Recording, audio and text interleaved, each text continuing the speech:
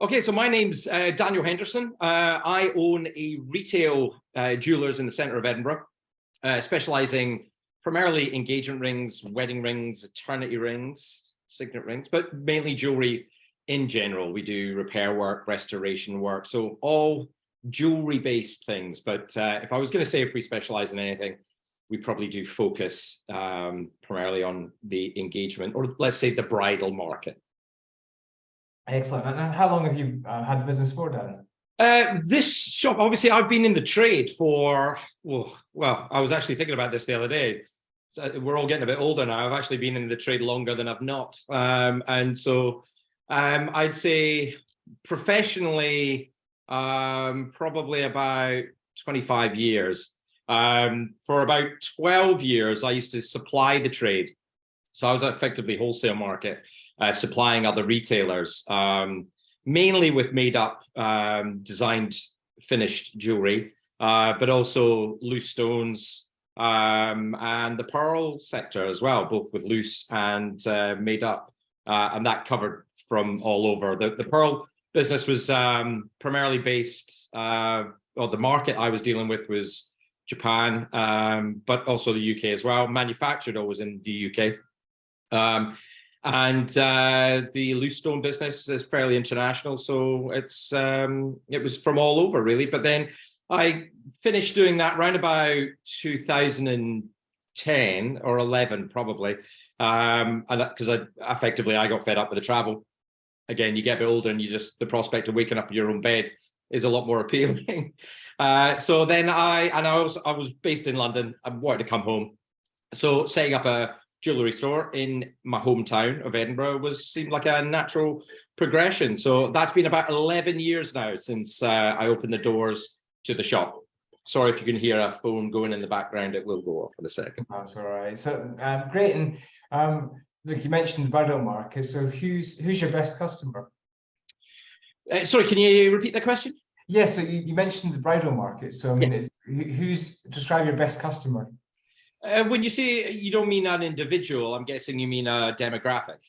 Yes, possibly. Yeah, exactly. My demographic is probably, I would say now it's got a bit older. Obviously, people are getting married later in life, having children later in life, and we've definitely seen that pattern form and progress. So I would say you're looking at around about, for the girl, maybe around about 30 to 35, the guy being around about 35 to 40. That's probably my biggest demographic, without a shadow of a doubt. Perfect, thank you.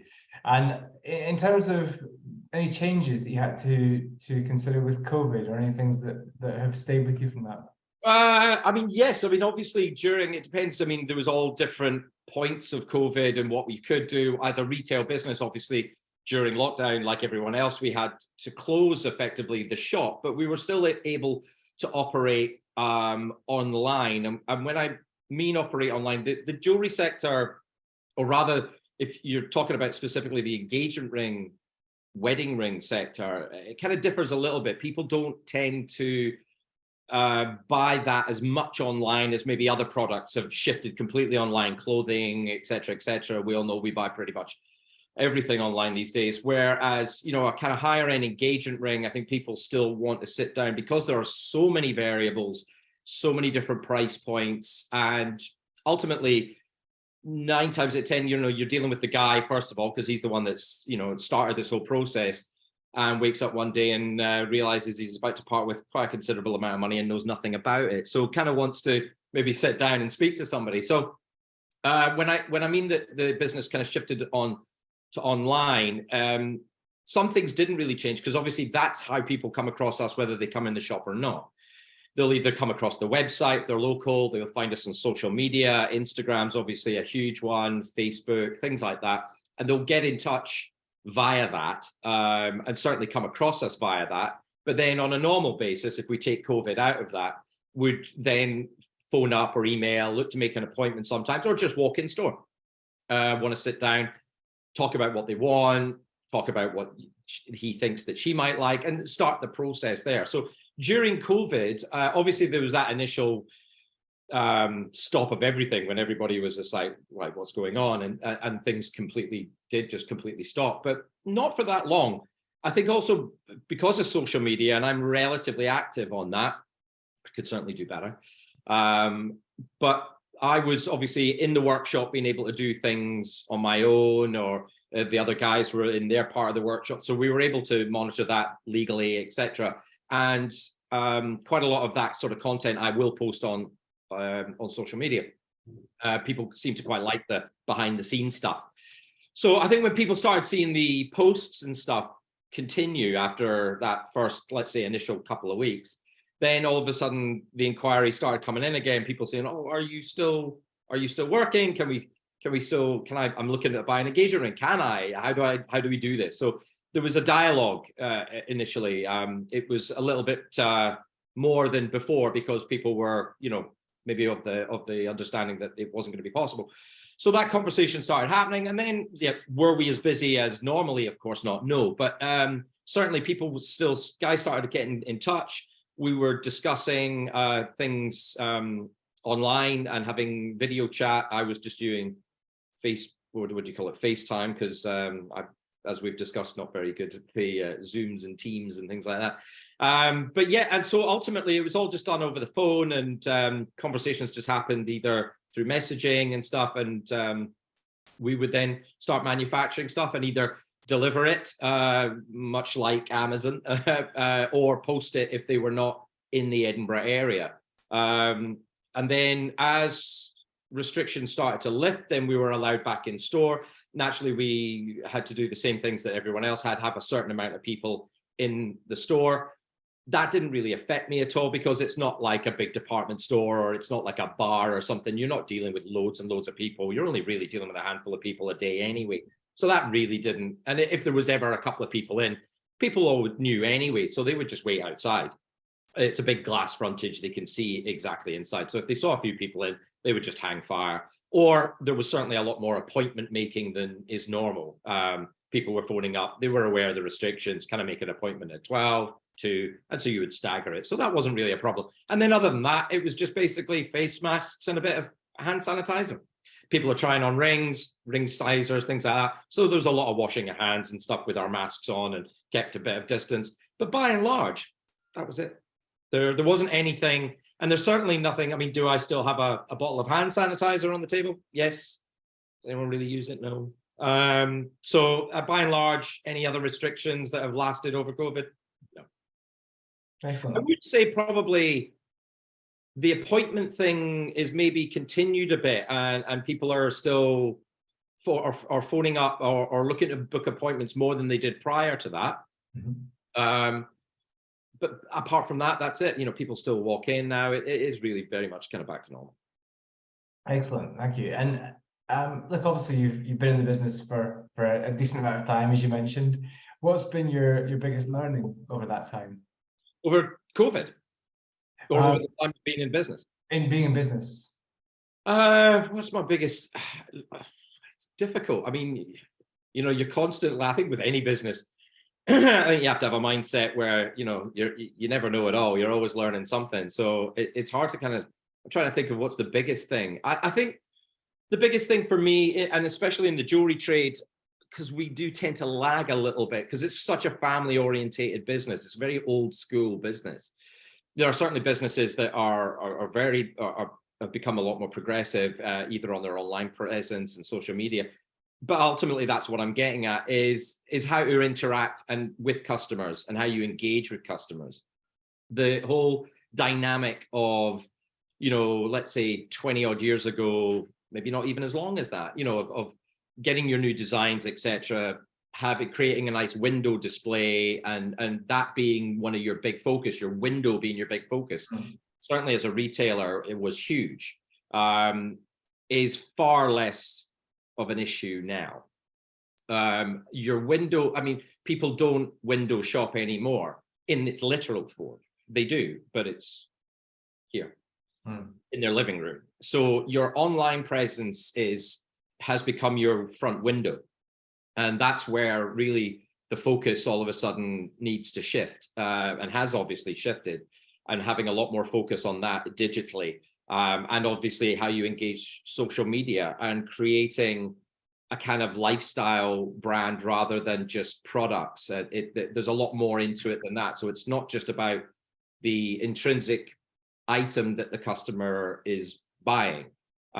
It's whether it's your additional services that you offer, backup, etc., etc. That has become far more important. I mean, it's always been important, but it's do or die with that sort of stuff at the moment. If you're not really creating that extra added service, then you're going to be way behind your competitors. And that's really where the theater, I think, or the battle is fought. Yeah, really interesting. Thank you. And what's currently inspiring to you? It would probably be a direct link to that. How keeping myself abreast of how other, let's say if we look at fashion retailers that are far more progressive. Obviously, I'm generalizing here, but that is very true. They have to be. They always have had. You know, they have to go with fashion. Fashion changes fast. Trends change fast, and then obviously you've got the seasonal element to fashion as well. You know, winter wardrobes, autumn, summer, etc., etc. So they have to be very fast and very quick on their game. Now, looking how businesses like that have adapted to the online digital world is inspiring, and how they engage with their customer base. Let's say, for instance, even like initially when things started to happen online, you would looking for a jumper, there would be a picture of a jumper. Now, as consumers, we expect to see the picture of the jumper. We expect to see a picture of a model wearing the jumper. We expect different angles of that customer, that person wearing that jumper. And then we expect to see a little video of them having a little walk around with the jumper. And that's just now what we expect. You know, if you just had a picture of a shirt, you skip on. You want more from that. And seeing how they've done that is definitely been inspiring to me. And that's just on how you showcase your products, let alone using social media and websites to how you engage directly with the customer. That's an entirely different thing. But exactly that, how you present your product and how you engage with that product, looking at other businesses and how they've leaped forward and into that space and continue to progress in that space is very inspiring, because it makes a direct link to me. I am a slightly older school business. There are trickier things. It's, you know, far harder if you've got a picture of a girl wearing a necklace. You know, the difficulty of getting that shot right. It was always a case of either the model would look great, you couldn't really see the necklace, or you'd see the necklace, but the model would be out of focus. Quite difficult when you're coming up into small things. And how we've kind of met those challenges, because at the end of the day, it's people still require or look for that that content. So how we navigate that and how other jewelers have navigated that, people in the US that have been more progressive with that. That's something that constantly inspires me and that I'm keeping an eye on constantly. Now we're moving into VR worlds where, you know, people are getting ready now. So your shopping will be done with a pair of digital glasses and goggles, where you will digitally walk into a store, sit down and talk to a digital member of staff. How we navigate that and the technology to how we can present, a customer can look at their hand digitally and see the ring that they want to see on their hand. That's all being done at the moment, and how that technology becomes then accessible to a smaller independent. It's out there at the moment, but it's incredibly expensive, as you would imagine. But as the months and the years go on, that becomes cheaper and more accessible, and making sure that I'm ready for that when it does become accessible. Excellent. And look, as a final thing before we go, is there any offer you would like to extend to the people watching the video? It's always slightly difficult in the jewelry world, because it tends to be things that are for local people. I mean, offers that we extend to people are, I offer for my customers, but I would be able to offer as well free jewelry cleaning. Difficult to do if you're, you know, based in London or something, but people do put their stuff in a special delivery raw mail pouch, post it to us, and we clean it up, and because we do a lot of restoration work, a lot of repair work, all that kind of stuff. That really is bread and butter as well. and I would extend that offer to any of your clients. Perfect. Thanks very much. Well, look, thanks very much, Dan, for joining today and sharing about your business. Really interesting to get your insights. Nice talking Thanks to for you. your time. Absolutely. All the best.